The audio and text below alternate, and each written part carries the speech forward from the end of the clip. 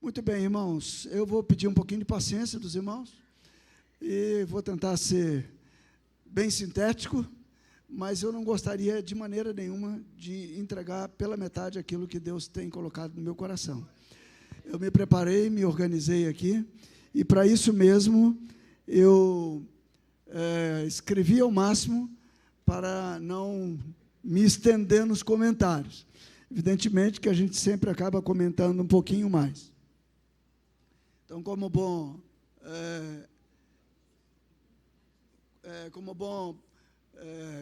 controlador de tráfego aéreo, né? Eu vou medir aqui, ex-controlador, né, Lucas? Controlador agora é o Lucas, né? Eu vou deixar meu relógio aqui para eu também não me esticar muito. Nosso tema, irmãos, é apacentar as ovelhas. Esse é o tema do nosso encontro. Mas tudo que temos visto aqui e ouvido nesses dias tem girado em torno da nossa relação com Deus, a fim de que nós possamos estar aptos e capazes de ajudar os irmãos para cooperar com o Senhor. Paulo diz que de Deus nós somos cooperadora, lavoura e edifício de Deus sois vós, olhando para a igreja, né? Então, o Senhor colocou no meu coração, vem colocando no meu coração este tema que eu creio que tem tudo a ver com o tema principal, que é apacentar as ovelhas, ou seja, intimidade com Deus. Eu entendo que ninguém pode pastorear as ovelhas de Jesus sem ter uma relação íntima com Ele. Por isso, eu escolhi como tema para essa meditação, prioridade máxima, intimidade com Deus. Se você não tiver intimidade com Deus, se eu não tiver intimidade com Deus, vamos falar o quê? O que vamos ensinar, o que vamos pregar, como vamos formar as pessoas, vamos formar à luz da nossa própria imagem e semelhança? Evidentemente que não, nós precisamos formar as pessoas, apontar as pessoas para Jesus, essa é a nossa missão, essa é a nossa finalidade básica, né? E o que eu vou compartilhar aqui, irmãos, é fruto de minhas últimas, eu digo últimas, mas não diria nem que são as últimas, mas as mais recentes, assim, de finalzinho do ano, de dezembro para cá, das minhas experiências com Deus, particularmente do processo da minha demissão da empresa que eu trabalhava. Ou seja, eu trabalhei nesses últimos anos, como controlador de tráfego aéreo, durante 15 anos na Nave Brasil. Eu tenho um tempo anterior que eu trabalhei também na aeronáutica, mas isso tudo aí dá uns 28, quase 30 anos de trabalho na profissão. Mas agora, recentemente, eu pedi demissão, porque eu sou aposentado desde 2015, e vocês sabem que funcionário público não é demitido, né? Não tem acordo, né? Mas não dá para fazer um acordo, não dá. Não é uma empresa privada, é uma empresa pública. Então, o único caminho que eu tinha agora, aliás, os dois únicos caminhos que eu tinha para sair da empresa, é se houvesse um plano de demissão incentivada, que houve durante um tempo, mas que, em determinado momento, as portas se fecharam, porque, como funcionária, então, da Infraero, a Infraero foi toda fatiada, e parte da Infraero, particularmente a navegação aérea, ela foi separada, e para que se fosse criado no Brasil uma nova empresa só de navegação aérea. Navegação aérea envolve controladores de tráfego aéreo, meteorologistas, profissionais de informação aeronáutica, basicamente esses três, e a parte administrativa da empresa. Então, eles separaram a navegação aérea, concederam os aeroportos, e essa parte da navegação aérea, então, foi migrada por sucessão trabalhista para uma nova empresa que foi criada há 3 anos atrás, chamada Nave Brasil. Então, eu, como funcionário da Infraero, assim como o Lucas, né, nós migramos de livre e espontânea pressão, né? Nós fomos obrigados a migrar, né, para essa empresa. Eu tentei 4 vezes sair no plano de demissão incentivada, todas elas foram negadas, porque, quer dizer, vocês são a mão de obra da nova empresa, então vocês não estão no plano de demissão incentivada. E a minha outra opção era pedir demissão. Mas eu não queria pedir demissão, a maioria dos irmãos aqui sabe que no ano de 2020, quando iniciou essa pandemia, eu passei por um processo de câncer de próstata, e eu ainda estou em acompanhamento, né? E quem, de certa forma, me mantém nesse processo é o plano de saúde da empresa. Tem uma longa história aí que eu não posso detalhar, porque o tempo não me permite, evidentemente, e os irmãos também não aguentariam ouvir toda a história. Mas o fato é que, no dia 8 de dezembro, o último, eu pedi demissão da empresa, porque eu tive uma experiência particular com o Senhor, e isso me levou a essa tomada de decisão. Essas experiências resgataram, então, experiências passadas minhas com relação à minha intimidade com Deus. O ano de 2024 foi um ano muito particular para mim, porque em 2024 houve um resgate daquilo que o Senhor vinha, das experiências, algumas experiências que eu já tinha tido, mas que, de certa forma, estavam ali na prateleira, né? De vez em quando tocava nessas coisas, mas 2024 foi um ano muito forte para mim. O início do ano foi um ano difícil. Essa época de fevereiro até abril eu tive enfermidade. Aliás, no final de 2023 eu tive uma possibilidade recidiva de câncer, fiquei doente, colidi com o carro, perdemos aí o nosso filho do coração, o Elcinho, que, na verdade, é filho de Elcio e Marileia, esses irmãos que estão produzindo esse material. E aí foi um momento muito duro para mim. E, em abril, numa das reuniões lá da igreja em Vila Velha, literalmente eu tive um apagão, né? Eu desconectei do ar, assim, daquele tipo assim, o que eu estou fazendo aqui? Onde é que eu estou? Né? Oncotô, proncovô, né? Cadê os mineiros, né? Eu vi literalmente essa expressão, né? Oncotô, proncovô, né? Todo mundo ficou meio apavorado comigo, mas o que eu Dom Covina tem isso também, né? Ó, para você ver, né? E aí, o que o médico disse é que foi como se um disjuntor, houve uma sobrecarga, o disjuntor, puf, desarmou. E, nesse momento, meus filhos, os irmãos que estão à minha volta, a minha esposa, ela não dá mais, você precisa parar, você está com sobrecarga, mas eu gostava do meu trabalho, apesar de algumas encrencas que a gente tem lá, né? A gente gosta do negócio, né?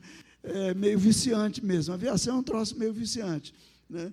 E todo mundo, quando a gente se encontra com alguém, diz, você é controlador de voo? Como é que eu sempre tive uma curiosidade de saber? É porque a gente é assim, né? A gente sempre teve vontade de voar, né? Mas nós não somos passarinho, né? Então, dependemos de outras coisas. Então, eu comecei a buscar o Senhor intensamente e comecei a desfrutar de algumas experiências com o Senhor. E é verdade que essas experiências não foram assim, de forma definitiva e completa, elas carecem de alguns retoques e estão sendo ainda retocadas diariamente pelo Senhor, e isso tem sido um grande desafio para mim. Por isso, eu creio que para mim, como para todo mundo aqui, para todo cristão, para todo aquele que ama Jesus, em particular para aqueles que estão engajados no pastoreio de ovelhas do Senhor, esta é a prioridade máxima. Uma intimidade com Deus, ouvir a voz do seu pastor. Nós, às vezes, é uma luta que nós temos tido aqui, já nos nossos encontros, nas palavras que temos ouvido, e às vezes somos desafiados nos encontros, como nós tivemos hoje pela manhã e à tarde, a como que estabelecer alguns critérios, como se esses critérios fossem nortear a nossa vida, a nossa conduta pastoral e a vida da igreja. E eu não estou querendo defender aqui que a gente não tenha critério, né? Os irmãos que me conhecem sabem que eu sou as minhas origens não me nego, né, Sâmia? E eu gosto dos critérios, dos processos, né? E eu sempre tenho que lutar, às vezes, para ficar livre deles. Mas os processos não podem ser o carro-chefe da igreja. O carro-chefe da igreja tem que ser uma relação íntima com Jesus.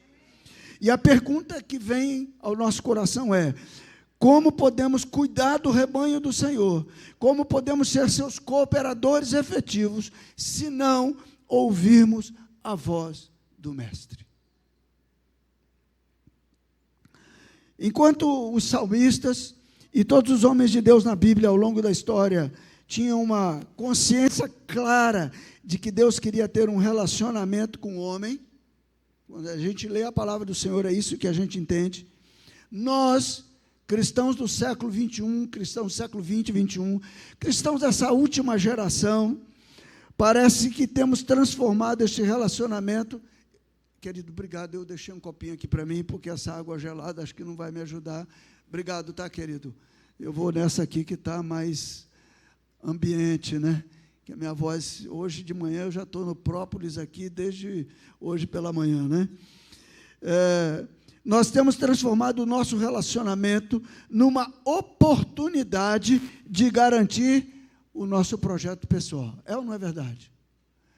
De certa forma, isso no meio cristão, isso pode não ser a sua realidade, mas no meio cristão evangélico, onde temos vivido, parece que nós temos buscado uma relação com Deus do tipo: e aí, Senhor, posso ou não posso? Compro a casa ou não compro a casa? Abro ou não abro o negócio? Vou ou não vou para lá ou para cá? É ou não é? Ou seja, uma garantia de que tem um carimbo, um selo de Deus, para que então a gente faça aquilo que a gente acha que tem que fazer, mas a gente não é bobo nem nada, porque a gente já caminhou algum tempo, a gente quer ter o aval, a chancela de Deus, para então fazer aquilo que muitas vezes está no nosso coração. E às vezes a gente usa aquele versículo de Colossenses 3,15 para dizer: eu fui porque eu tinha paz. E quantos aqui já, com muita paz no coração, já não deram com os burros na água? Eu já dei várias vezes. Porque, na verdade, aquele texto de Colossenses 3,15 não tem nada a ver com o projetinho pessoal de ninguém. Aquele texto de Colossenses 3,15, seja a paz de Cristo apto nos vossos corações e sejam agradecidos, é Paulo dizendo para os irmãos de Colossos, assim como disse para os irmãos de Éfeso, que eles deviam andar com os judeus, os cristãos primeiros, onde o evangelho começou, e eles deviam ter paz com esses irmãos. Não sei se os irmãos estão lembrando, não dá para explicar aqui, mas a carta de Efésios e a carta de Colossenses são cartas primas, né? Os irmãos que estudam um pouquinho mais a palavra conhecem isso aqui. Não dá para entrar nos detalhes aqui. Mas nós usamos os versículos, nós tiramos do contexto para atender nossas demandas. Então, não, eu tinha paz. Você tem paz? Então toca. Né? Mas não é esse o contexto da palavra. Eu não estou dizendo aqui que você não deve ter uma experiência com o Senhor. Eu acho que talvez se a gente substituísse a palavra paz por convicção, seria melhor. Você tem uma convicção de Deus acerca disso que você tem que fazer. O Senhor te falou, você está certo disso. E eu gosto de 3 marcos para me dar convicção. O primeiro é a palavra. O segundo é o testemunho do Espírito Santo. E o terceiro é o conselho dos irmãos. Quando essas 3 coisas estão fechadas, meu amigo, vá. Não fica, não. Né? É importante a gente entender que se Deus está mandando ir, você tem essa convicção, você deve ir. Mas não deve ficar. Mas, por outro lado, se você não tem a convicção, deve ficar, não deve ir. A questão não é ir nem ficar. A questão é ir quando a nuvem está se movendo e ficar quando a nuvem está parada, e não o contrário. Amém? Então, nós precisamos ter essa convicção. Isso é fruto do nosso relacionamento com Deus. Nós, então, estamos tentando, parece que, fazer de Deus o nosso aliado. Guardamos seus princípios, mas não porque nós amamos a Deus, mas porque queremos evitar os dissabores da vida, para ter mais lucro nos nossos negócios, e até damos testemunho disso, para melhorar a qualidade da nossa vida, quando assim cremos e conseguimos. O problema é que isso nos levou a uma perda pessoal, relacional, da intimidade com o nosso Deus. Nós transformamos a nossa intimidade numa experiência proveitosa. A Trindade, Pai, Filho e Espírito Santo, se abriu para nos incluir. E nós achamos que essa era a nossa chance de fazer dele, o autor da vida, o nosso parceiro de estimação. Nosso ajudador poderoso e eficiente. O que ele é? Não estou dizendo que não é. Mas isso nos fez desapercebidos da principal coisa, que ele nos escolheu em Cristo antes da fundação do mundo, para uma relação santa e íntima com Ele, para um casamento esplendoroso. Eu digo que a Bíblia é o livro mais romântico que nós podemos ter, porque ele conta a história do relacionamento, de um casamento, desde a sua previsão, da sua concepção, até a sua realização. Do Gênesis ao Apocalipse, a Bíblia é um livro romântico, apaixonante, que fala de um Deus que quer casar e que está preparando uma noiva para Ele. Amém?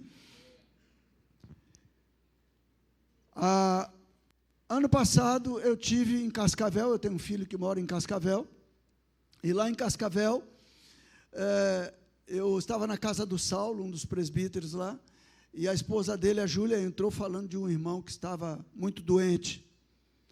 Talvez algum dos irmãos aqui conheça, não sei quem se lembra, lá de trás do Toninho, o Sandro com certeza vai lembrar, Sandro e Gislene, do Toninho e da Tereza, lá de Pedro Leopoldo. Alguém aqui lembra desses irmãos? Né? E o Toninho, o Felipe falava para mim, pai, você conhece o Antônio, que era lá de Pedro Leopoldo, te mandou um abraço, manda outro abraço para ele. Um dia eu fui a Cascavel, estou lá na casa do Saulo, não conectei as coisas, e de repente a Júlia entra e fala, olha, o Toninho está muito mal, ele está com uma síndrome que dá em 1 milhão, eu não lembro nem o nome, que é um nome complicado, e não é tão raro que eu não lembro.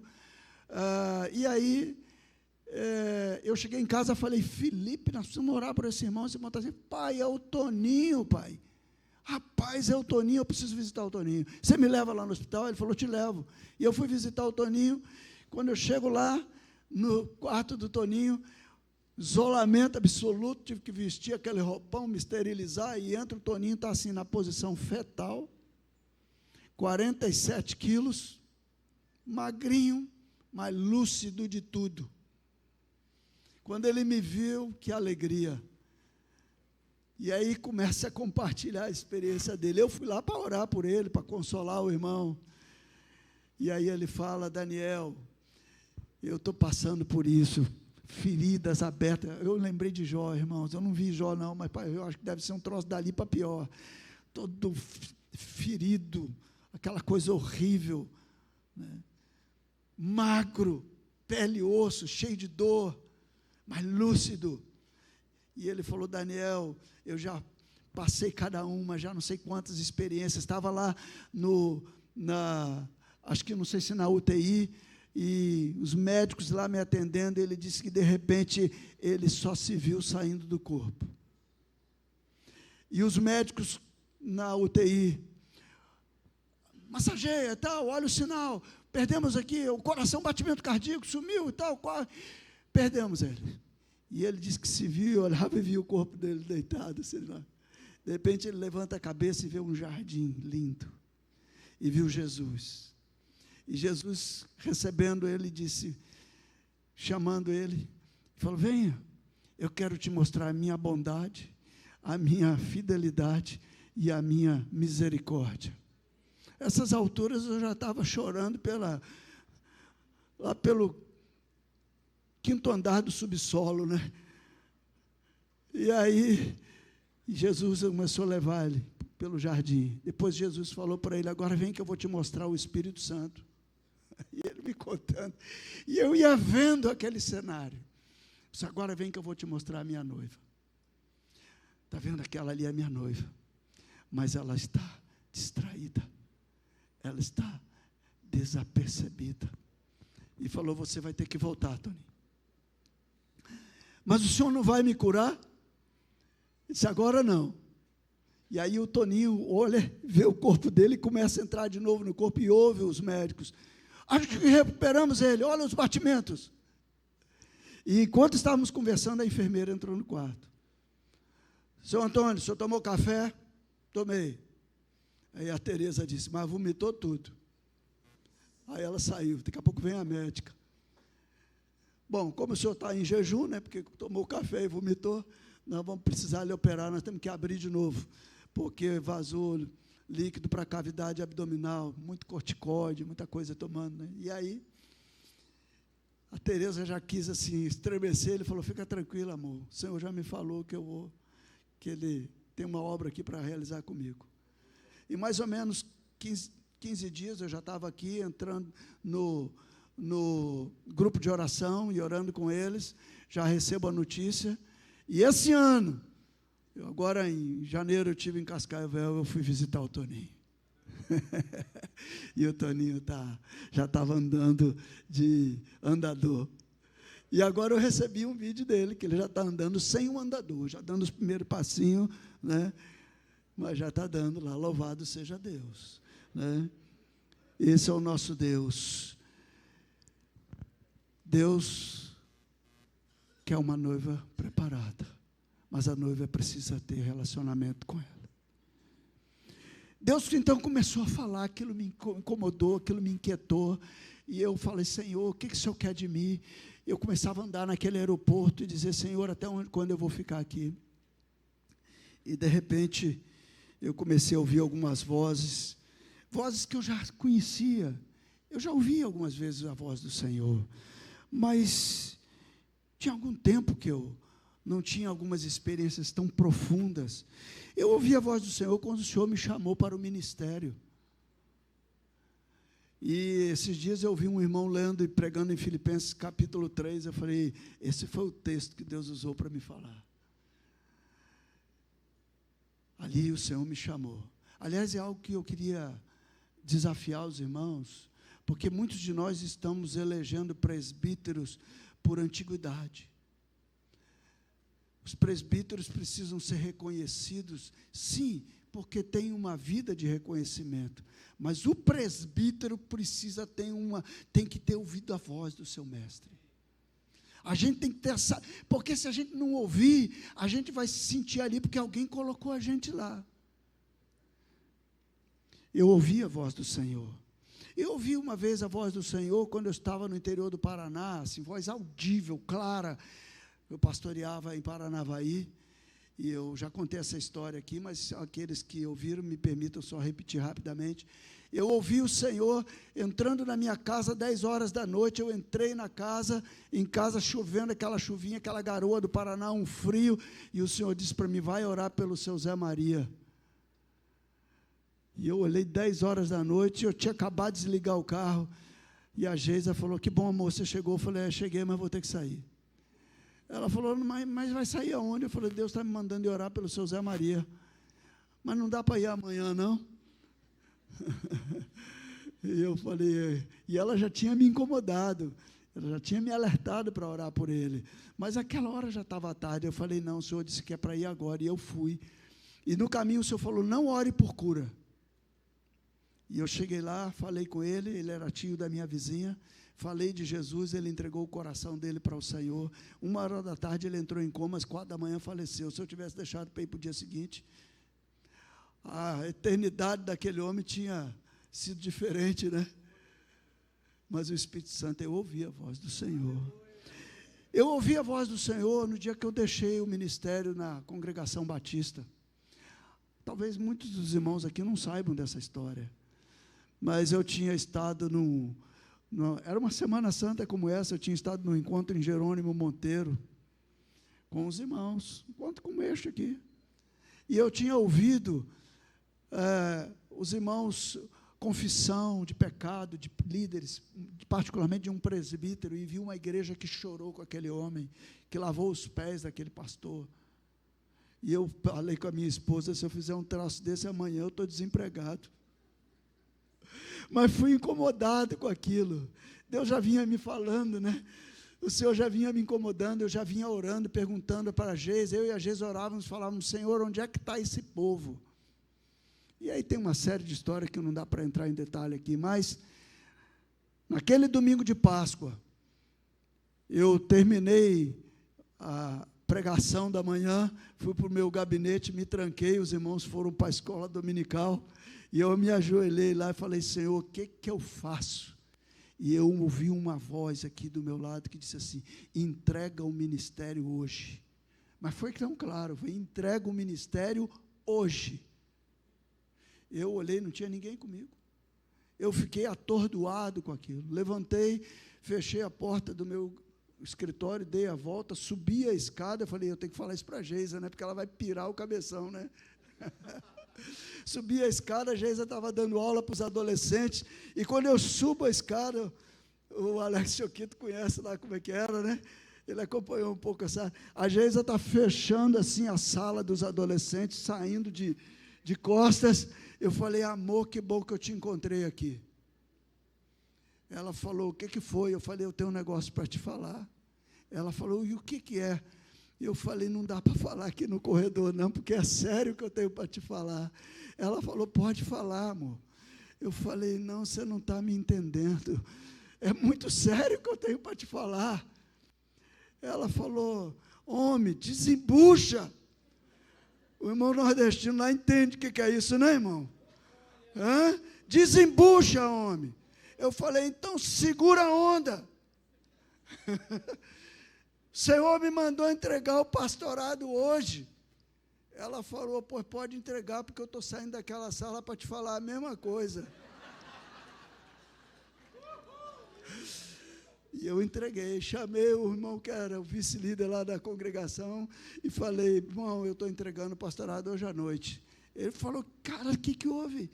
Você está precisando de férias? Você está cansado? Eu falei, não, estou precisando obedecer a Jesus. Ele falou, mas você vai para onde? Eu falei, para onde eu vou? Não sei, eu sei para onde eu não vou mais. Eu não vou ser mais o pastor aqui. Aí ele falou, posso contar para os irmãos? Eu falei, não, eu vou contar. E para minha esposa, eu falei, só para ela. E à noite eu preguei, entreguei o pastorado, e assim do púlpito eu falei para os irmãos, falei, Geisa, vamos. E fomos embora para casa. E começamos a viver a igreja, depois conhecemos os irmãos, já conhecia o Alci, conhecia o Gilberto de Encontro de Pastores, que nós tínhamos lá na Missão Cristo Vive, depois o Vince, e começamos a nossa história de caminhada. Eu ouvi a voz do Senhor em dezembro de 2019, quando eu estava no meu quarto orando e clamando ao Senhor, de repente eu ouvi uma voz que falou assim para mim, a paz é um lugar. Eu fiquei tão atônito que eu saí do meu quarto, fui lá na sala e falei, Geisa, você sabe o que o Senhor falou para mim? E ele falou o quê? Eu falei, que a paz é um lugar. Como assim a paz é um lugar? Eu pensei que paz era um negócio assim que você, né, estava numa situação e você ficava de bem, de boa com aquele negócio, mas lugar, como assim lugar? E eu fui orar e falei, Senhor, me fala. E a primeira palavra que veio foi Jerusalém, né? Yerushalayim, cidade da paz. Falei, se é cidade, se é bairro, é um lugar, né? Bom, então está certo, é um lugar. E compartilhei isso com o Elcinho, que estava tendo a primeira crise dele, tinha acabado de perder, ter a falência dos rins.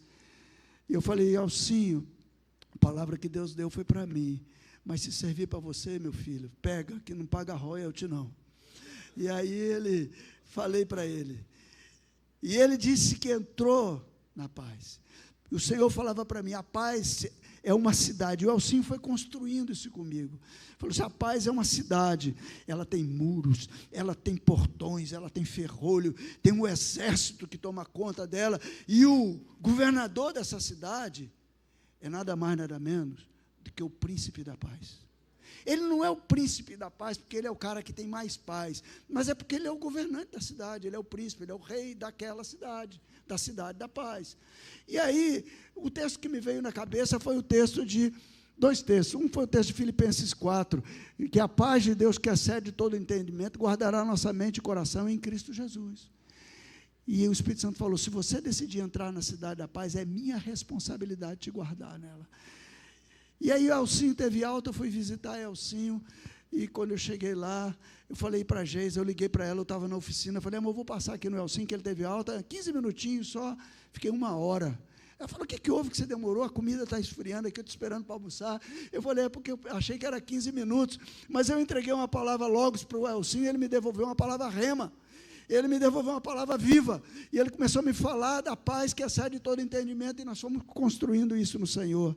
Aquela mulher do fluxo de sangue, quando Jesus, ela toca na orla da veste de Jesus, o sangue é estancado imediatamente. Ela foi ou não foi curada? E ela foi curada quando? Quando tocou na veste de Jesus. Aí Jesus olhou e falou assim: alguém me tocou. Os discípulos disseram: claro que alguém te tocou. A multidão te aperta. E aí Jesus falou: não, mas que de mim saiu o poder. Aí a mulher, vendo que não podia mais se esconder, falou: fui eu, Senhor, porque ela não podia estar ali, né? Ela era impura. E Jesus olhou, depois daquele estardalhaço todo que Jesus fez, olhou para ela e disse: vai em paz, ser curada do teu mal. Eu falei: que conversa é essa de Jesus? Né? Que história é essa? Que faz um barulho todo, a mulher já tinha sido curada, ele olha para ela: vai em paz. E aí você vai consultar isso nos textos originais, né? Quando você chega no grego, a expressão no grego é porel eis eirenen. Entra, eis, para dentro. O grego tem uma característica muito bacana, né? Eis é para, mas é para de fora para dentro. Porque se for de dentro para fora é ek, ou ex. Então, eis é sempre para dentro, né? Então, o que Jesus disse para ela foi assim: mulher, entra na cidade da paz, entra para dentro da paz, porque ele sabia que se ela não tivesse, se isso não acontecesse, ela ia ficar doente de novo. Eu ouvi a voz do Senhor, e agora, novamente, eu nesse embate, se eu saio ou se eu não saio da empresa, de repente, eu já falei isso aqui para alguns irmãos, chego em casa, chamo a Geisa para dar uma caminhada na praia, e eu vou... Nesse clima de decisão, a Geisa falou: amor, eu estou cansado de ficar em casa, vamos caminhar um pouquinho no calçadão. E fomos caminhar no calçadão, vamos comer um churrasquinho, vamos. E lá na praia tem um cara que vem num churrasquinho, esse cara é um irmão que eu não conheço nada da vida dele, nem ele nada da minha vida.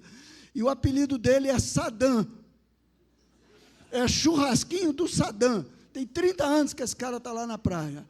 E os irmãos que são de Vila Velha devem conhecer aqui. E eu falei: vamos comer o churrasquinho do Sadam? Vamos. Sentamos lá, comemos um churrasquinho do Sadam. Eu sei que ele é um irmão, mas não sei nada, não sabia onde reunia, nada. Acabei de comer o churrasquinho, estou sentado na banquetinha, ele pegou um banquinho, sentou, puxou do lado, jogou a toalhinha, sentou do meu lado, olhou para a Geisa e falou assim: você lembra a minha mãe? Se mamãe fosse viva, ela estaria aqui com mais idade, mas ela tinha esse seu jeitinho. E começou a contar a história da vida dele, que eu não vou contar, porque eu não tenho tempo para isso. Mas ele foi contando, esse cara foi muito rico, ele teve casas de carne, vendia para Perim, para Schneider, para os grandes supermercados de Vitória, Vila Velha, da Grande Vitória, comprou um aras, fez 2 campeões de manga larga, campeões nacionais de cavalo, né, manga larga, quebrou no plano cruzado, comprou aquele trailerzinho, falou: Daniel, ele falou assim: e agora? Ele não sabia meu nome, ele falou assim: eu tenho esse trailerzinho aqui. Com esse trailer eu criei minha família, formei um engenheiro, uma administradora, e isso foi a melhor coisa que aconteceu na minha vida. Sabe por quê? Porque a melhor coisa que pode acontecer com o homem é quando Deus fala com ele, ele obedece. Eu comecei a ficar gelado, né? Mas não falei nada, fiquei durinho, né? Que nem um 2 de paus. E ele foi contando, e ele falou: rapaz, não sei porque eu estou te contando isso, eu não conto minha vida para ninguém, mas Deus está me mandando te falar, você acredita nisso? Eu falei: acredito. E ele falou algumas vezes para mim isso, e ele falou assim: eu não sei porque eu estou te contando, mas a melhor coisa que pode acontecer com o homem é quando Deus fala com ele, ele obedece. E lá pela 4ª vez chegou um cliente, ele: dá licença que eu vou atender aqui o cliente. Eu olhei para a Geisa e falei: vamos embora, está caindo uma garoinha. Saímos, olhamos um para a cara do outro, eu falei assim: ficou claro ou quer que desenhe? Vamos para casa, contei para o meu filho, mas ainda inseguro, comecei a falar: Senhor, e aí? E numa volta, num dia que eu saí de um pernoite, tinha trabalhado à noite, né? O Lucas sabe como é que a gente chega à noite em casa, né? Depois de um pernoitão. 7 da manhã, doido para dormir, ainda vim para a Serra trazer a Geisa aqui no hospital, a parte hospital, para fazer uns exames. Quando deu meio-dia, eu estava só, como diz a turma aí, a capa do Batman, né? Pum, dormi, sonhei. E no meu sonho eu pedi a demissão. Eu ia com o encarregado meu na sala do coordenador e pedi a demissão. Daí eu acordei mal, pensa num cara que acordou agoniado. Eu falei, Jesus, esse troço está ficando sério demais. E comecei a ficar angustiado. Falei, Senhor, eu não devia estar bem. Se é a vontade do Senhor, por que eu não estou bem? Por que eu estou mal? E comecei a falar alto assim no quarto. E a Geisa já tinha saído, né? Eu dormi umas 2 horas assim. E de repente eu ouvi uma voz dentro do quarto, e aquela voz falou assim para mim: você acha, lembra do Getsemane? Você acha que eu estava bem? Que eu estava feliz? Eu sabia exatamente o que eu tinha que fazer. Aliás, para isto eu vim. Mas eu estava angustiado até a morte. Você lembra que eu suei gotas de sangue? Rapaz, eu falei, que é isso? Jesus está prestando conta dos seus atos para esse cabra aqui, né? Para esse homem aqui. Aí eu desabei, eu falei, eu não sou digno. Eu comecei a falar, Senhor, eu não sou digno de te ouvir. Eu não sou digno, me perdoa, eu não sou digno, eu não sou digno. E a voz disse assim, eu senti uma mão no meu ombro.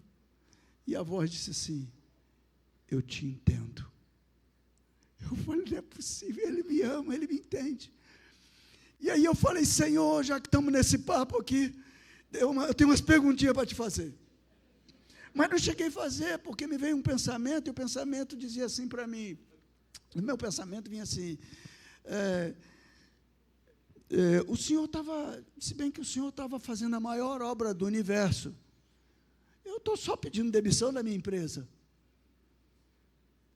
Se bem que a maior obra do universo foi a restauração ou foi a criação? Veio esse pensamento na minha cabeça. Qual foi a maior obra? Foi a criação de tudo lá no Gênesis ou a restauração delas?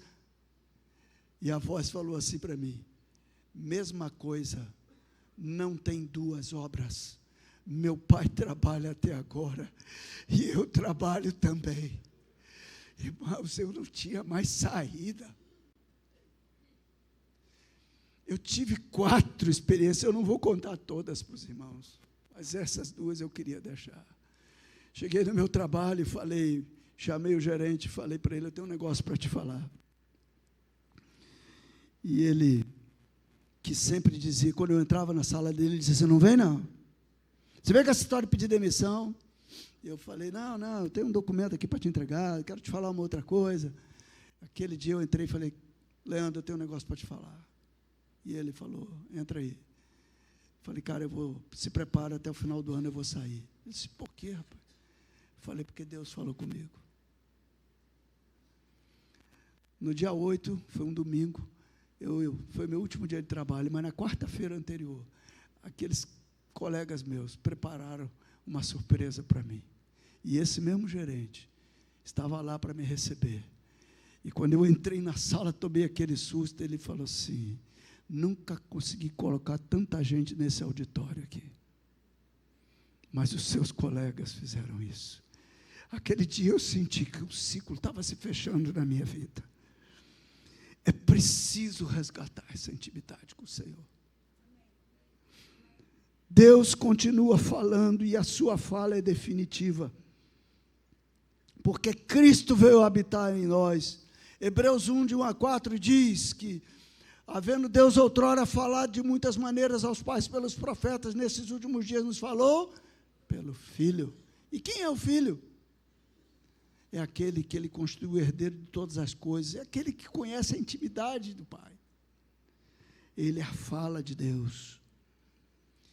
Deus está nos chamando a uma vida íntima. E se tem um lugar que é íntimo, é a mesa da comunhão. Eu tenho visto muitos irmãos falar aqui sobre a mesa, e louvado seja Deus, esse tem sido um tema, é ou não é, Sâmia? A mesa da comunhão, nós precisamos resgatar a mesa, mas a mesa não é só um lugar não é só um lugar de alimentação, a mesa é um lugar de intimidade. Há muitos pais aqui, muitas famílias que já não comem mais à mesa, cada um come num horário diferente, porque a vida moderna tem nos imposto algumas coisas, e a gente, às vezes, mesmo tendo a oportunidade de comer à mesa junto com toda a família, a gente já se acostumou a cada um comer do seu jeito, que a gente já não come mais junto. Mas nós precisamos resgatar a mesa da comunhão. E é sobre isso que eu queria falar também um pouquinho com vocês, porque em João capítulo 13, peço que abram suas Bíblias, João capítulo 13, a partir do versículo 1, diz assim, João 13, a partir do versículo 1. Ora, antes da festa da Páscoa, sabendo Jesus que era chegada a sua hora de passar deste mundo para o Pai, tendo amado os seus que estavam no mundo, amou-os até o fim. Durante a ceia, durante a cerimônia da mesa, tendo já o diabo posto no coração de Judas Iscariotes, filho de Simão, que traísse a Jesus, sabendo este que o Pai tudo confiara às suas mãos e que ele viera de Deus e voltava para Deus, levantou-se da ceia, tirou a vestimenta de cima e, tomando uma toalha, cingiu-se com ela. Depois deitou água na bacia e passou a lavar os pés aos discípulos e enxugar-lhes com a toalha com que estava cingido. Aproximou-se, pois, de Simão Pedro, e este lhe disse: Senhor, tu me lavas a mim, os pés a mim? Respondeu-lhe Jesus: o que eu faço, não sabes agora, compreendê-lo-ás depois. Disse-lhe Pedro: nunca me lavarás os pés. Respondeu-lhe Jesus: se eu não te lavar, não tens parte comigo. Então Pedro lhe pediu: Senhor, não somente os pés, mas também as mãos e a cabeça. Declarou-lhe Jesus: quem já se banhou não necessita de lavar senão os pés, quanto mais está limpo. Ora, vós estáis limpos, mas não todos. Pois ele sabia quem era o traidor. Foi por isso que disse: nem todos estáis limpos. Depois de lhes ter lavado os pés, tomou as vestes e, voltando à mesa, perguntou-lhes: compreendeis o que vos fiz? Vós me chamais o mestre e o Senhor, e dizeis bem, porque eu sou. Ora, se eu, sendo Senhor e mestre, vos lavei os pés uns dos outros, porque eu vos dei o exemplo, para que, como eu vos fiz, façais vós também. A mesa é lugar de intimidade. Mas nós precisamos entender que a mesa é dele, não é nossa. Nós cantamos um cântico aqui, é ele. E o Paulo Vicente, eu não sei quantos irmãos já conhecem a história dessa música. Então, depois vocês assistem, vou fazer uma propagandinha aqui, a entrevista dele no Jesuscope, com o Douglas Gonçalves. Você entra lá, vai lá no YouTube, está assim: o que está por trás da canção é ele. E você vai entender a história. Essa canção é a história de João Batista. João Batista tinha tudo para ser o sucessor do sacerdote. João Batista tinha tudo para viver no templo, vestir veste de linho. João Batista tinha tudo para comer a melhor comida, porque como sacerdote ele ia comer dos dízimos das tribos. Ele tinha tudo para viver num lugar honrado, mas ele opta para comer gafanhoto, mel silvestre, viver no deserto e se vestir de uma roupa estranha com a finalidade de dizer: não sou eu, é ele. A igreja precisa entender que é ele. Não somos nós.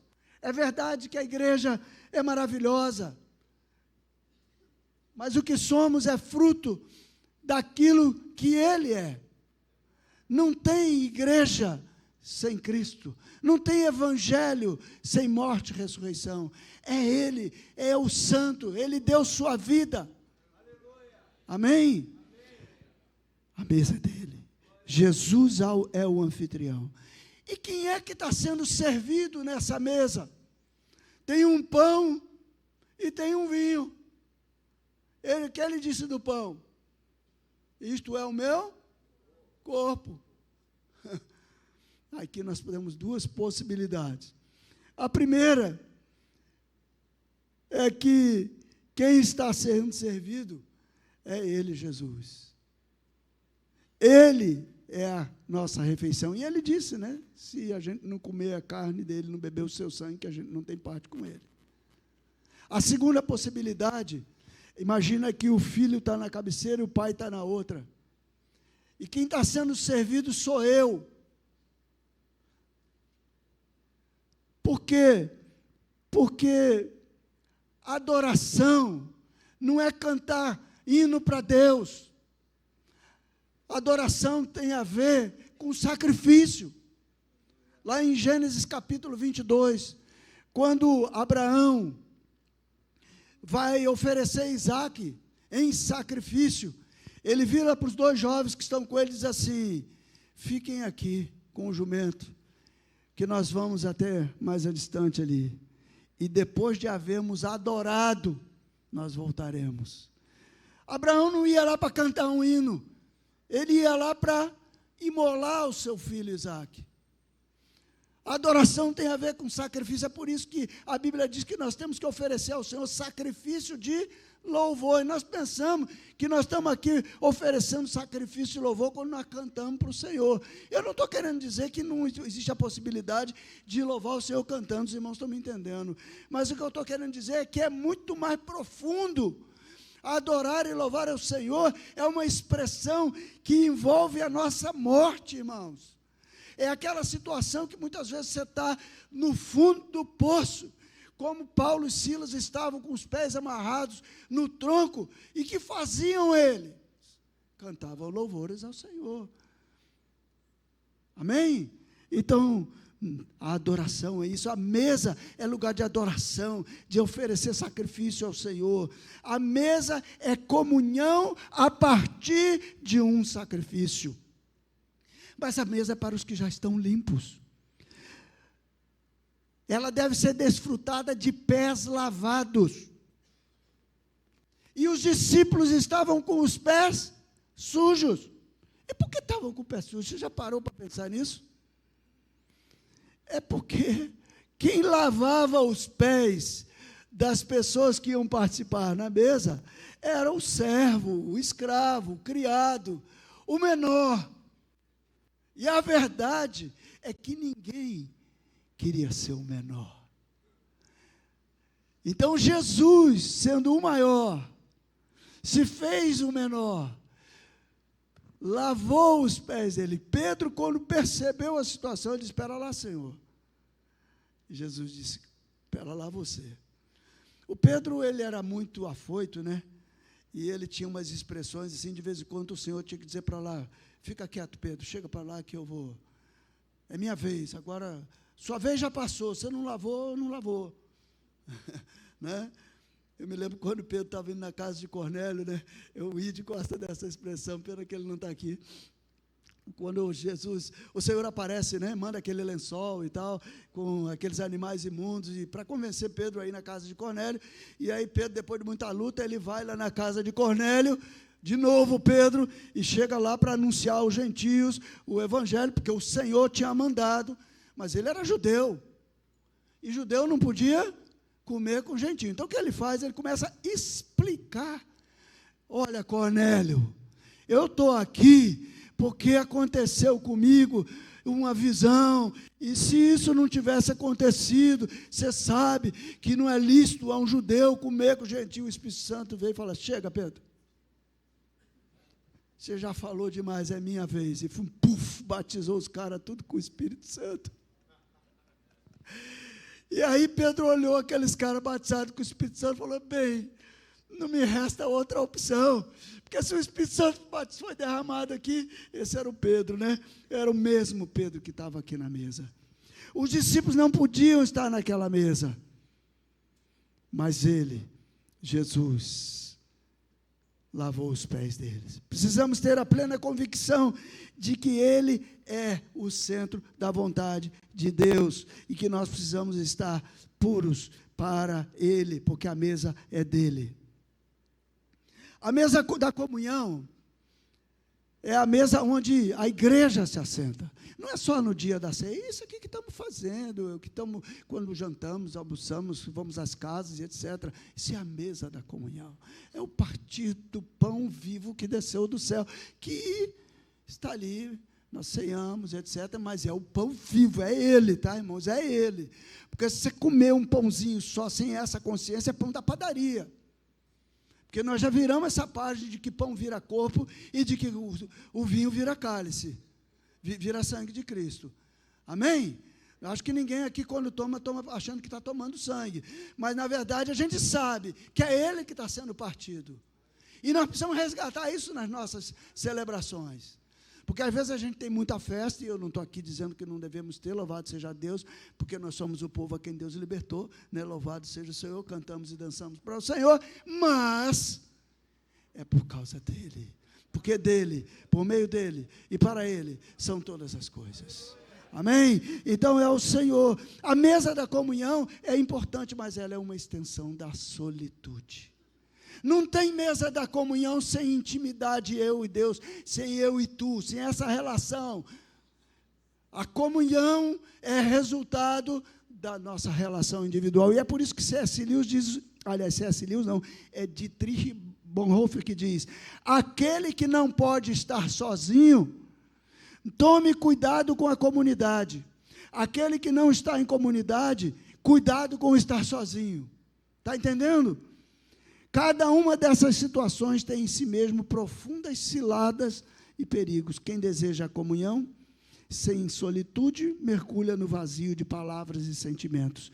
E quem busca a solitude sem comunhão, perece no abismo da vaidade e da arrogância. Como é que era a mesa da comunhão em Atos? A mesa da comunhão era resultado do exercício da palavra.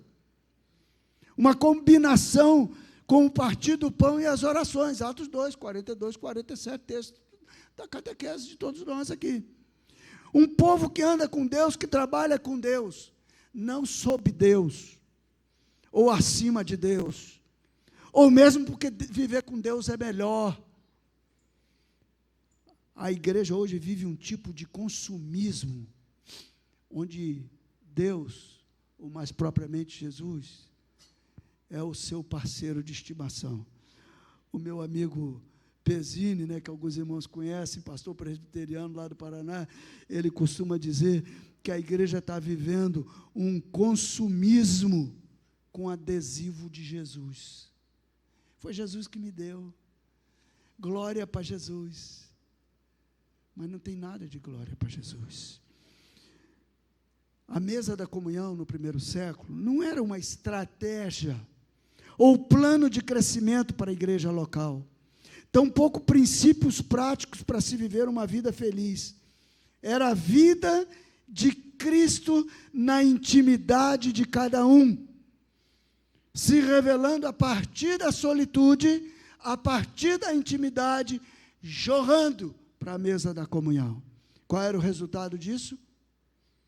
O Senhor acrescentava, dia a dia, os que iam sendo salvos, sendo curados, sendo libertos, sendo transportados para o reino do Filho do seu amor. O que aconteceu que nós perdemos essa qualidade de vida? Onde é que esbarramos? E por que a gente precisa ter essas experiências com o Senhor e voltar e clamar a Deus? Eu creio que nós esbarramos primeiro no nosso senso de identidade. Eu estava na praia e fui comprar um daqueles queijinhos, né? Que vende lá, né? Como é que chama aquele queijo? Coalho, queijo coalho. E aí eu perguntei à mulher se ela conhecia Jesus. E ela me respondeu: sou evangélica, sou pastora, estou de calça porque na praia é melhor para vender meu queijo, fico mais à vontade. Eu não perguntei nada disso para ela. O que é que nos define? De que forma o cristão é hoje conhecido? Creio que temos tido uma mentalidade de empregado, de escravo. Como aquele filho mais jovem da parábola do filho pródigo. Aliás, que eu gosto de dizer a parábola do pai do filho pródigo, porque me parece que aquela história mais fala do pai do que do filho. Porque fala dos dois filhos. Mas o personagem central é o pai, que representa o nosso pai. Não é verdade? Nós valemos o quanto produzimos, valemos pelas metas que batemos. Quantos discípulos você conseguiu? Quantos versículos você gravou? Não estou dizendo que não devam gravar, eu acho que temos que gravar a palavra, temos que evangelizar, mas é isso que mede a nossa identidade. Nós somos trabalhadores somente. Eu acho bacana demais aquele cântico, porque eu acho que é uma versão, é um lado da nossa, e de fato somos trabalhadores, somos servos, mas às vezes nós nos esquecemos da essência do que somos. Será que Deus está nos chamando por causa da nossa mão de obra? Pelo serviço que podemos prestar à obra? Os discípulos perguntaram a Jesus, vocês podem achar isso em João capítulo 6, versículos 28 e 29. Que faremos para realizar as obras de Deus? Ao que Jesus respondeu, a obra é esta, que creais naquele que por ele foi enviado. Eles perguntaram no plural, Jesus respondeu no singular, porque não tem duas obras, duas vontades. O nosso Senhor, Ele tem uma vontade, uma obra, um propósito, um plano de salvação, um único caminho para Ele. Deus nos chama à mesa para um relacionamento, a partir de um relacionamento com Ele mesmo. O Senhor está nos chamando a Ele, à intimidade dEle. Esbarramos também no nível das nossas orações. Elas refletem o nosso relacionamento com Deus. O salmista dizia, bondade e misericórdia, Salmo 23, certamente me seguirão todos os dias da minha vida. Nós dizemos, Deus tem misericórdia de mim. Eu nunca esqueço daquela palavra do Paulo Júnior, né?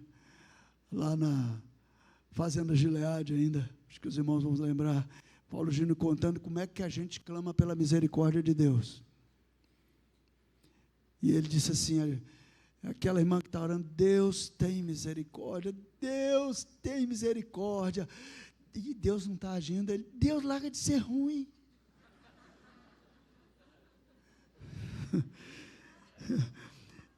Essa é a mentalidade do outro filho, do mais velho. Estou aqui há tanto tempo contigo, que o Senhor não me dá nem um cabritinho. E o pai olha para ele, meu filho, tudo que eu tenho é teu, o cabritinho está aí, por que você não comeu, não assou com seus amigos? Parece que nós estamos com essa mentalidade. A gente vai dar um testemunho, não sei se acontece isso lá na sua localidade, eu sou aqui, né? A gente vai dar um testemunho e tal, e vamos dizer que, né, que fosse a minha neta que operou, e aí Deus foi fiel e curou a minha neta. Irmão, tem alguma possibilidade de Deus não ser fiel? Quer dizer que se Deus não curar, Ele não foi fiel? Deus então foi bom. Irmão, Deus é bom. Deus, quem que falou isso? Deus é. Deus é. Ele é. Né? Parece que estamos a orar para convencer Deus a fazer aquilo que Ele não quer fazer. Então eu vou insistir, vou orar para ver se Deus atende. Deixa eu te dar uma boa notícia. Deus é o maior interessado em restaurar o nosso relacionamento com Ele e uns com os outros. Esbarramos também na visão que temos de Deus. Deus é Jeová Jirê. Salmo 23, novamente. O Senhor é o meu pastor. Gostei dessa outra tradução. A gente diz, de nada me faltará. Mas não é assim que está no hebraico. O hebraico diz, porque o Senhor é o meu pastor, de nada eu tenho falta. Ou seja, o Senhor me é bastante. Tem uma canção que aqueles irmãos do Maverick City cantam, que é Jeová Jirê, Jireh, né? E eles falam sobre, o Senhor é Jirê, isso é bastante.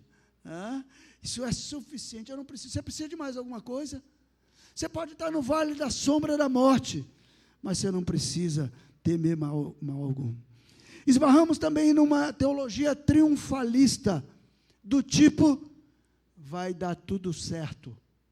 Fica tranquilo, irmão, vai dar tudo certo. Um dia um casal foi lá comigo orar, eu no auge da crise do câncer, fica tranquilo, Deus vai te dar a vitória. Deus vai me dar a vitória, quer dizer que se eu não for curado, não tem vitória? Irmãos, qual é o nosso conceito de vitória?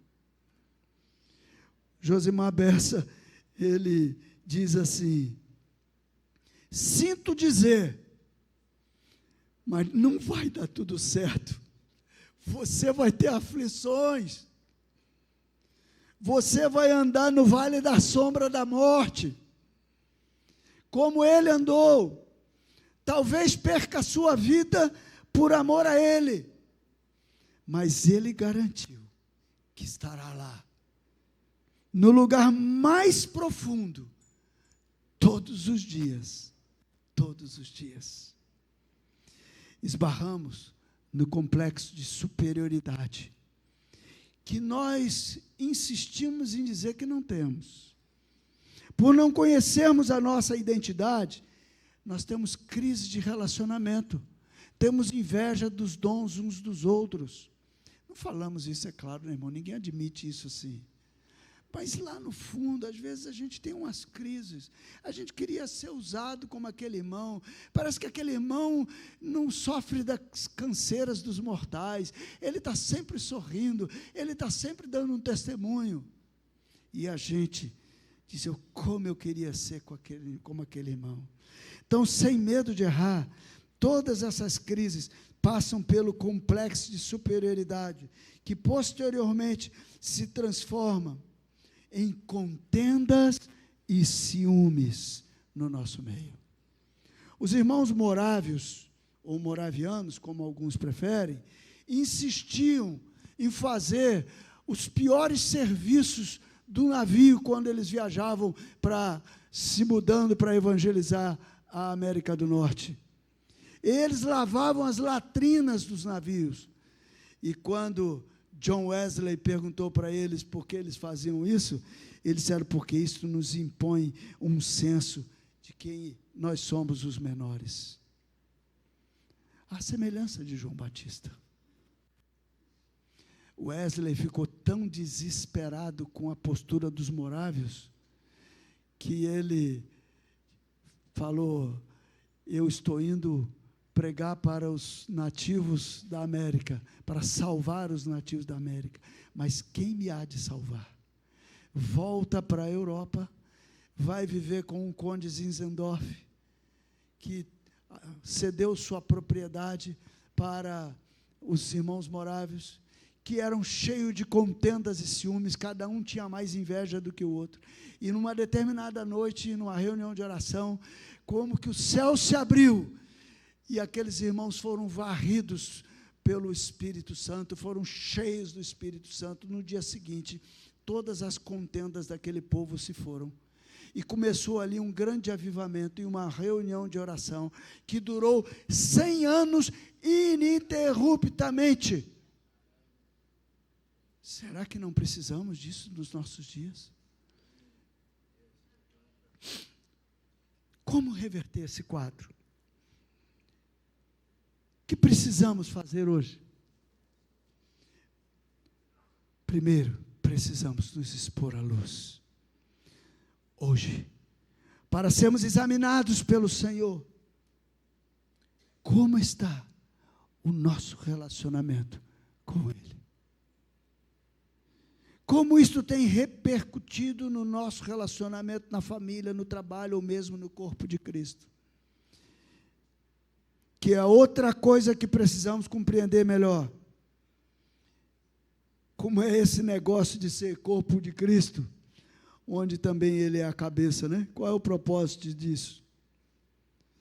Precisamos de fazer dele o único tema da nossa experiência, da nossa existência. Eu creio que nós cremos em Jesus, nós cremos no Senhor.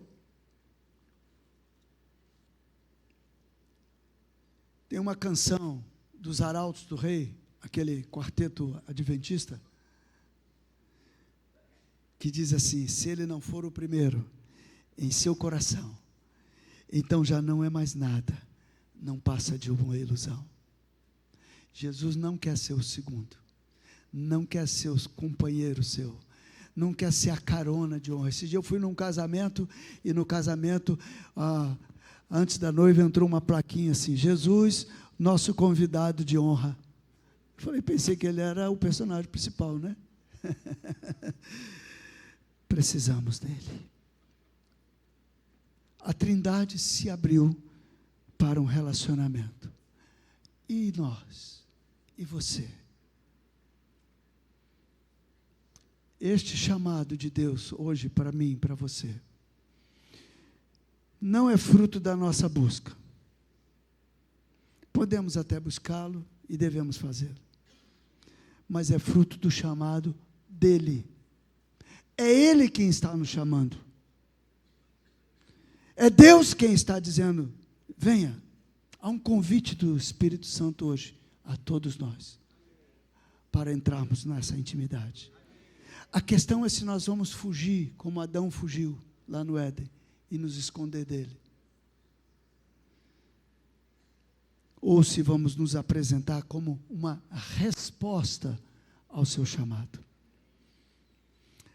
Neste ponto eu preciso, brevemente aqui já estou terminando, olhar para a experiência de Moisés com Deus.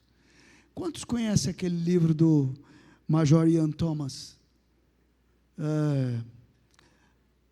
Salvos pela Vida de Cristo. Alguém já leu esse livro? Esse livro está esgotado. Eu já li esse livro. Não, mas tem umas cópias aí de Xerox rolando.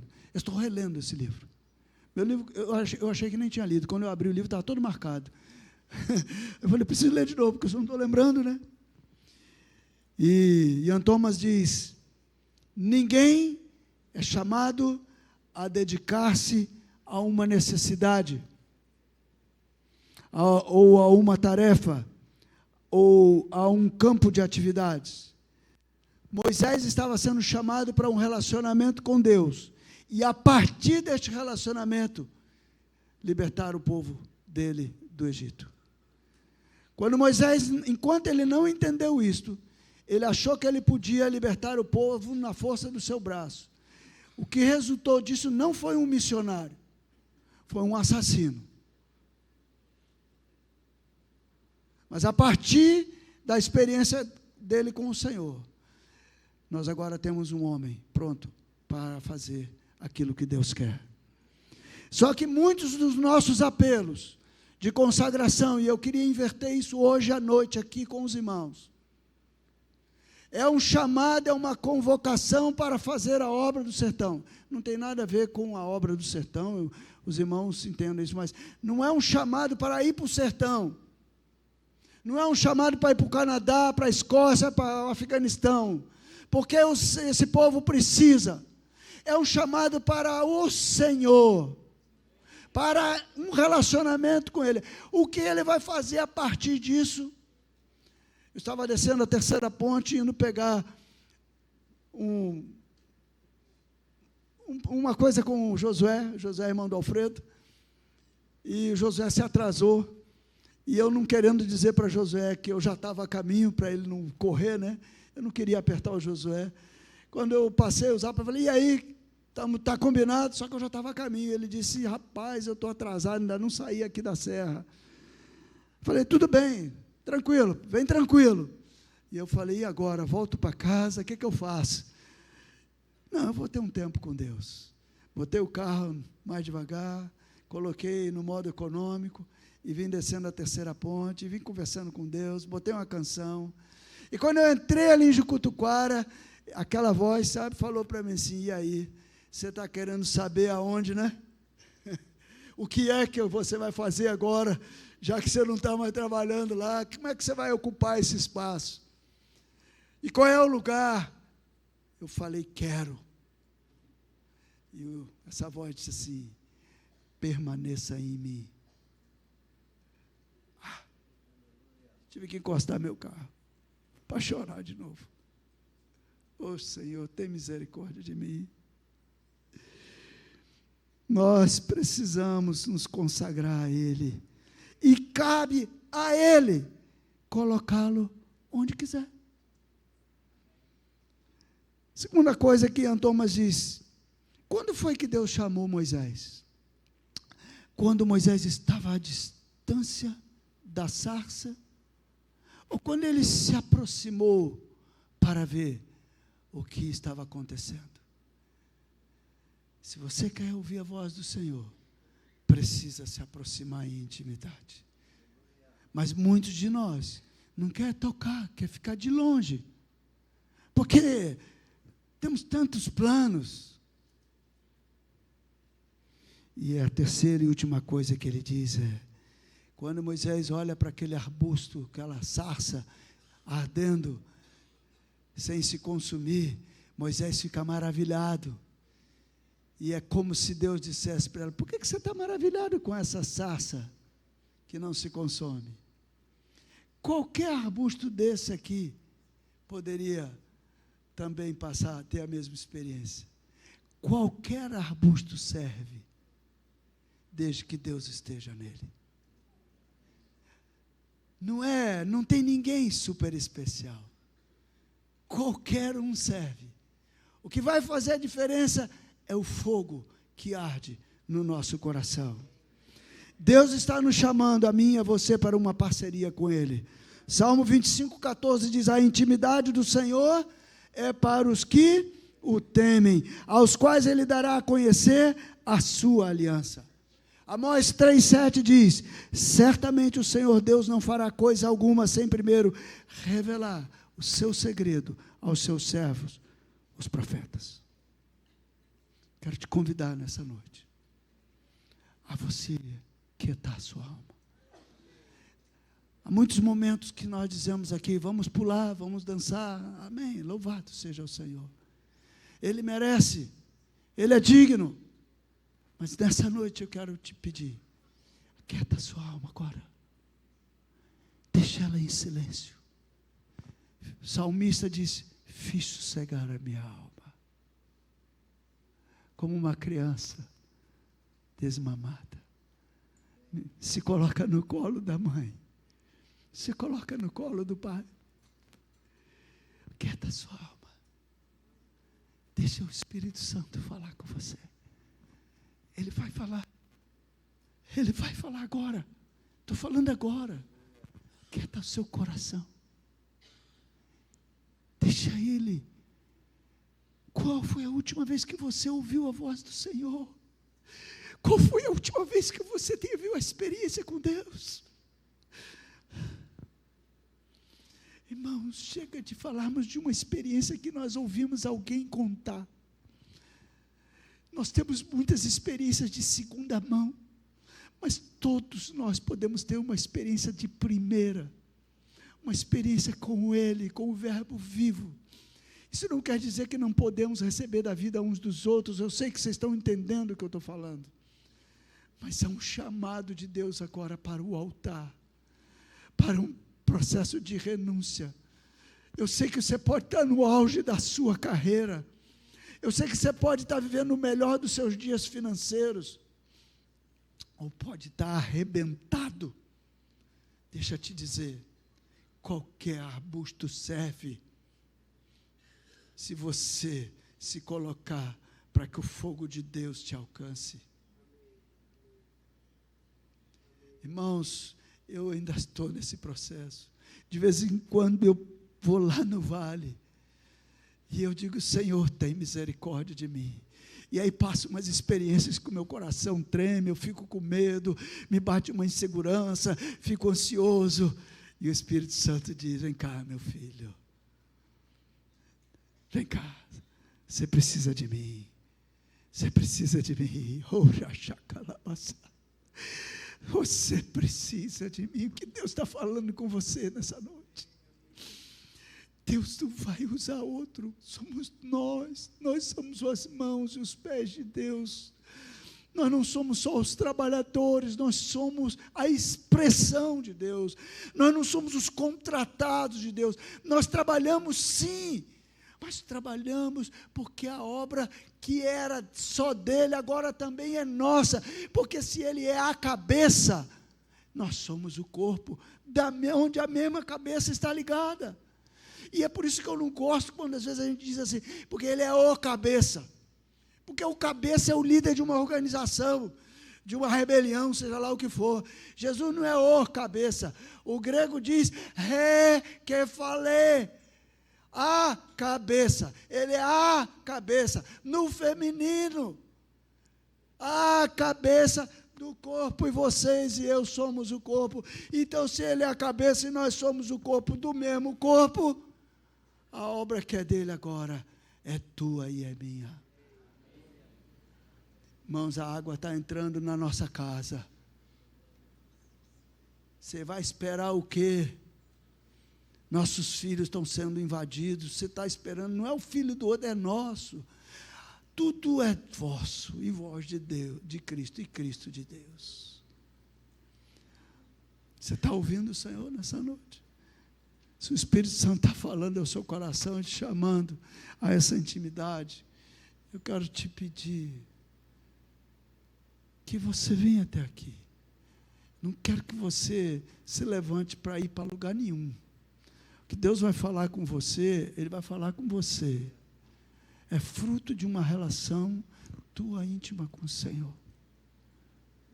E eu quero pedir que os músicos não toquem nada, não. Vamos ficar nesse silêncio de Deus. Aquietai-vos e sabei que eu sou Deus. Não tem nada de errado dos músicos tocarem, os irmãos estão entendendo, eu não estou contra nada aqui não, mas esse silêncio do Senhor, quietude da alma, ouve o sopro de Deus, o ruar de Deus.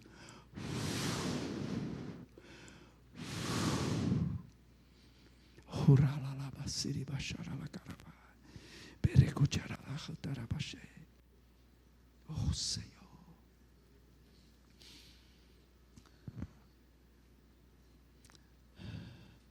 esse não é um chamado só para cura. Se Deus vai curar, vai curar. É um chamado para Ele, para estar nele, para entrar nele. É Ele, por meio dEle, é para Ele. Eu estou gastando a minha vida, perdendo tudo, não estou ganhando tudo, perdendo tudo, com amor e com alegria. Cataralabaja, peleia sorima, caraia sushia laba. Amém. Amém. Amém. A gente tem às vezes o hábito de chamar os presbíteros para orar. Se os presbíteros sentem também do Senhor de orar por esses irmãos, por favor. Se você entende que tem algo para repartir, tocar nos irmãos, pode levantar do seu lugar, impõe as mãos, reparta daquilo que Deus está lhe dando. Se você simplesmente quer chorar e orar com eles, também faça o mesmo. Não quer dizer, ontem foi dito que os que ficaram aí Deus não está falando, mas isso aqui é uma expressão nossa, amém? Como ontem foi dito, né? Nós estamos nos aproximando do arbusto para ver o que está acontecendo. Qualquer arbusto serve, amém?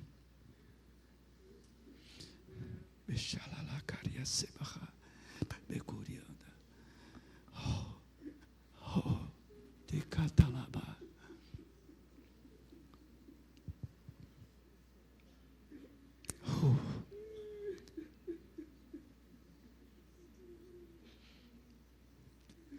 A oração do corpo.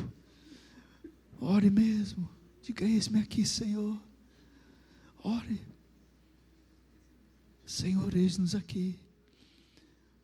Não sabemos nos expressar, estamos quais crianças, mas desejamos ardentemente o genuíno leite espiritual, ser servido da nossa vida. Estamos aqui, queremos ser cheios de Ti, para expressar o que Tu és. Se o Senhor quer derramar dons, se o Senhor quer curar, se o Senhor quer dar uma capacitação especial, se o Senhor quer levar alguém para algum lugar, Senhor, quem sou eu? Nós não nos pertencemos a nós mesmos. Fomos comprados a preço de sangue para o Senhor.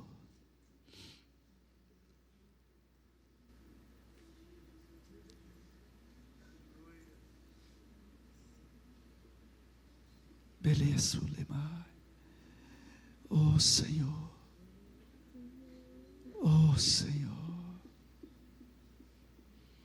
ensina-nos a ouvir a Tua voz. Queremos discernir a Tua voz, conhecer-te na intimidade. Fala com o Teu povo.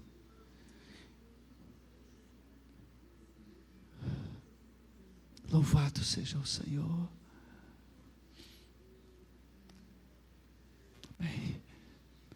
Será que algum irmão pode tocar aquele cântico novamente agora? É ele. Não sei se o Willi está aí, se tem condições, algum irmão que pode nos levar nessa canção, uma expressão de consagração ao Senhor. Não sei se foi o Willi que cantou, Marquinho pode ajudar, talvez. Qualquer irmão possa nos ajudar. Agora que você conhece um pouquinho da história dessa canção de João Batista, eu quero te pedir para você cantar entendendo, com discernimento. O dia que eu vi esse bate-papo do Douglas Gonçalves com o Paulinho, a minha compreensão mudou. Nunca mais eu cantei essa canção do mesmo jeito. Louvado seja o Senhor. Aleluia.